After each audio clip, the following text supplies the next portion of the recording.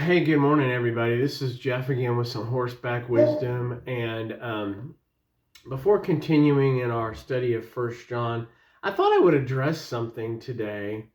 It's kind of been on my mind a little bit, and that's some of the questions about why people believe or why people don't believe in God. Now, some basic common understanding about that. The overwhelming majority of people on the earth believe in God.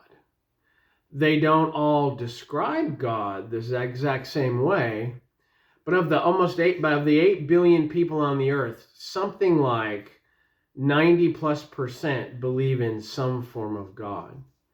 There are three major religions related to that. Those are called the Abrahamic religions. That's Islam, Christianity, and Judaism. And they all have a foundation and a common link in the patriarch Abraham, which is why they're called the Abrahamic religions. There's also plenty of other religions. There's Buddhism and Hinduism. Buddhism is kind of a strange religion because Gautama Buddha never wanted a religion to be developed based on his teachings, but you know how people are. So the question today I thought would be that someone asked was, and I thought I would try to answer, why do some people believe in God and other people, though they are quote unquote sincerely looking for God, not finding him? So I think the answer to that question, I want to talk about that today. The answer to that question is found in a question itself. And that question is, are the people that say that truly seeking God? And my initial response would be, no, they're not. If I think back to my own personal experience, which may not be, which isn't representative of anyone else, right? I would say that I was looking for something maybe, but I wasn't earnestly seeking God. I was most likely seeking a justification of my own life. And that's what most people are doing, right? Especially people that are involved in things that they know are wrong. People that are involved in lifestyles that they know are wrong. And how do they know they're wrong? Well, why do certain groups of people have multiplications of exponential amounts of drug addiction, suicide, sexually transmitted diseases, blah, blah, blah, blah, blah. Why are so many people in the United States, taking their own lives? In 2020, we heard that, or 2021, that over 100,000 people committed suicide. I think the number's way higher than that. And 2022 will probably be greater than that. Well, why? Because they're not really seeking God. They are looking for some justification. Well, how do we know that? Well, let's look at two of the texts of the world's three foremost religions, Islam and the Bible. So the Bible about God says, seek me and you will find me. Jesus said, keep seeking, keep asking, keep knocking, and the door will be opened unto you.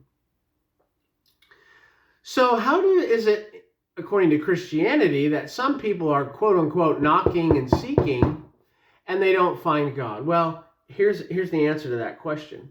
So the Apostle Paul wrote a letter to believers in the city of Corinth.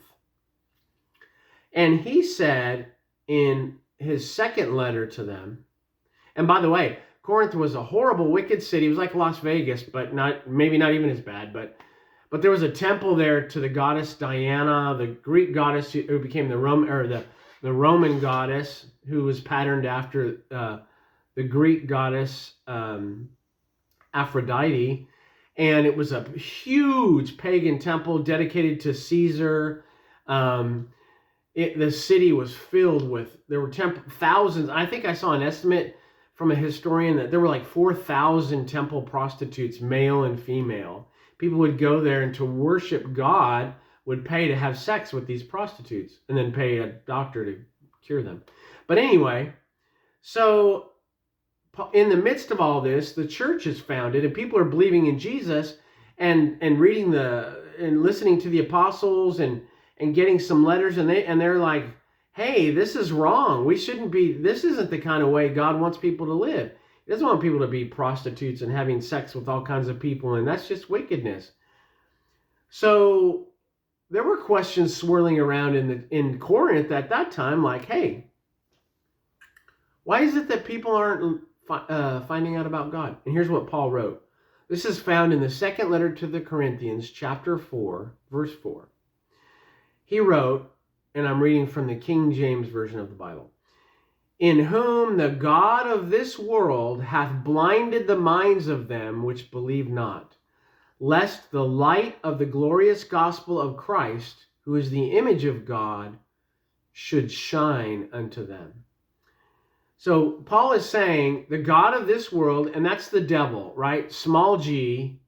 He's not a God. He was a created angel who fell. He has no power over anything other than the power given to him. We see that in the book of Revelation.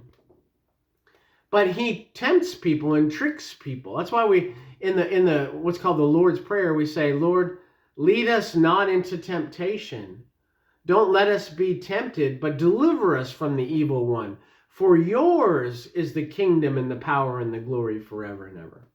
But Paul says the God of this world, the devil, has blinded the minds of the unbelievers, those who don't believe,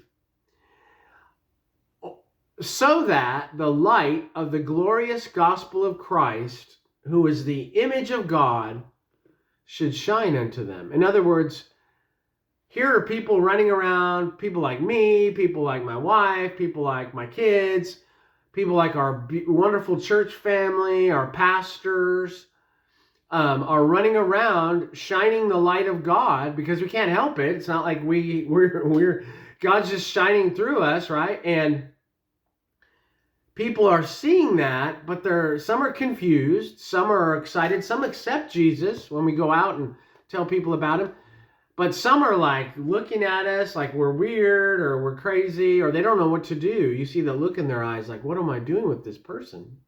He's happy and there's all this craziness going on and he looks like he's having a great time. Why? Or anyway, well, the devil has blinded their minds so that the light of Jesus Christ isn't shining on them. But more people, there's just kind of been this thing in the church for a long time that, well, heaven's going to have 9 people in it and hell is packed. That's not the case. The Bible doesn't teach that. And you know what? My own personal experience doesn't even reflect that. I remember there was a time when God really told me, hey, I want you to share the gospel with someone every single day. And for a whole year, so I bought these little books called the Book of Hope. And every day before I would go to bed, I would have to share that book with someone and tell them about Jesus. And I did it. I was faithful to that. I had 365 books and I gave away 365 books. Not to the same, I didn't give one person 50 of them. Every day I would go to someone and say, hey. And at that time I was working in the Houston area and there was a community that had a lot of homosexual people in it, still does today. And I would go there and I would just share the gospel with everybody on the street. I didn't know who they were, but I would, and you know what? The reason I brought that up is, of those whole 365 books, only one person ever rejected them. And he threw it back at me. He says, I don't want that garbage. And he actually worked in a toll booth. And I was driving by. I said, hey, let me share Jesus with you. He's like, no, I don't want that garbage. He threw it back in my car. But other than that, 364 other people all received the good news of Jesus and they accepted it. Now, did they all become believers? I don't know. I wish they did. I hope they went home and shared with their family and got their lives redeemed. But that's why the Bible tells us why people can hear about God and not become believers. So what does the Quran say about unbelievers? Well, the Quran is not as nice as the Bible. So in Surah 2, Surah is a chapter in the Quran, verse 65, and well ye knew those amongst you who transgressed in the matter of the Sabbath, we said to them, be ye apes, despised and rejected. Surah 5, verse 60 says, Shall I point out to you something much worse than this, as judged by the treatment it received from Allah? Those who incurred the curse of Allah and his wrath, those of whom some he transformed into apes and swine, those who worshipped evil, these are worse in rank and far more astray even from the path. Surah 74, chapter 74, verses 48 and 50 say, then will no intercession of any intercession of intercessors profit them. Then what is the matter with them that they turn away from admonition, as if they were affrighted asses, donkeys? So the Quran, one more, Surah 8, verse 55.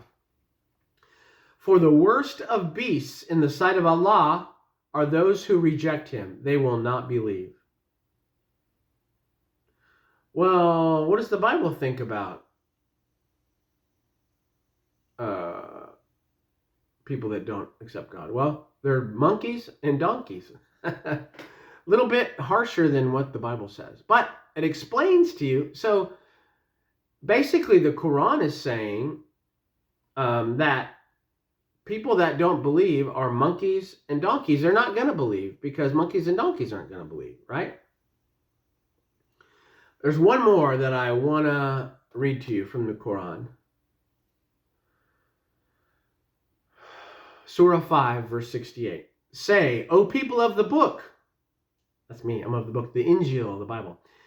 You have no ground to stand upon unless you stand fast by the law, the gospel, and all the revelation that has come to you from your Lord.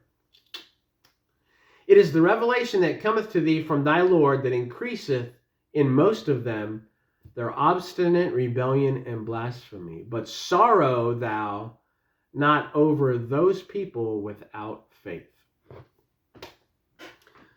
So, why do people hear about God and not seek him? Well, the devil has blinded their minds, right? According to the Bible. And according to the Quran, they're like donkeys and monkeys. And those of us of the book, the Bible, are not supposed to sorrow over them. That's what the Quran teaches. But the Bible doesn't teach that. I have great sorrow over people who don't believe. I really do. I mean, it's sometimes it's a huge burden. Why?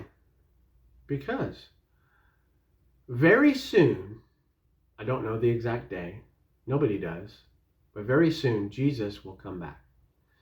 There will be a global trumpet blast that everyone in the world will hear. I think it's going to sound like a shofar, but the Bible does use the word trumpet, like the Romans would have trumpets that would blow before the emperor would enter a city. But there will be a sound that the whole world will hear, and it will shock them. And then the Bible says, as the lightning flashes from the east to the west, so will the coming of the Son of Man be. There will be this cataclysmic weather event, like a lightning bolt. And then the Apostle Paul, the same one who wrote this to the letter to the Corinthians, said that in a twinkling of an eye, we will be caught up together with him. We in the church call this the rapture. I've had a vision of this, and millions of other Christians have had a vision of this. Actually, in my vision, it was kind of funny because I started going up through the roof of my house, and I tried to grab my dog, and my hand went through her. But that was a vision, not an official scriptural description, but that event is going to happen. And the thing that makes me sad isn't that event. That, for me, that's an unbelievable, glorious day that will begin my eternal praise of God and Jesus forever and ever and ever, without fail, without sickness, without soreness, without being tired. But for those who reject him, that will be the beginning of hell on earth. The book of Revelation tells us what's going to happen after that event. The world will go through things that no one could ever imagine. So terrible, so horrible. Now, the good news is that there will be millions of people during this horrible, terrible time that will still accept God. The problem for them is it'll cost them their life. There'll be a world ruler who will hate God, and he will say that anyone who believes in God, I'm going to cut their head off. I'm going to kill them. So I heard someone say, if you won't believe in God now, when generally it doesn't cause you to be instantly killed, in some Islamic countries it might, but if you won't believe now, what makes you think you'll believe when your head is on the line? And that's a good point. But the Spirit of God will be poured out, and some people will believe. But the reason my heart is broken for people that don't believe now is because the situation on the earth is going to be so bad. And you can not believe that, of course. You're free to not believe anything. That's the wonderful thing about God. He'll never intrude on your free will. He'll let you believe things that are a complete lie if you want to. There's still a flat earth society. And yeah, some people belong to it as a joke. Over 10,000 people in the United States have purchased alien abduction insurance. That's not a joke. There's 10,000 people out there who were suckered into buying something that's just nonsense. What? So God will let you not believe in him. He'll let you go and live your life however you want. But you're going to pay a price for that. A price that you chose. And that's what breaks my heart. I don't want anybody to pay that price because you can't. You cannot pay that. It's not like a prison sentence here on earth. It's not like you're going to go to jail for a short period of time. It's not like God is going to rebuke you or you don't believe in God, so you're going to spend eternity doing your own thing. It's not like that. And the majority of the world's 8 billion people understand that it's not like that. In Judaism, Islam, and Christianity, there's a lot of disagreement about what eternity is going to be like. But everyone agrees that those who don't believe in God and aren't in God are going to spend that time in a horrible place of torment. Because they chose that, right? God's choice is choose me now or choose what you get for rejecting my son, rejecting me. You make that choice to be your own God. And here's what you get as your own God. You get eternal horror. Now, you cannot believe in that as well. But I just want to urge everybody watching this video, do your own homework. Get a copy of the Quran, get a copy of the Bible, get a copy of the Hebrew scriptures, which are also in the Bible, and read them. And if you are sincere, ask God before you do that.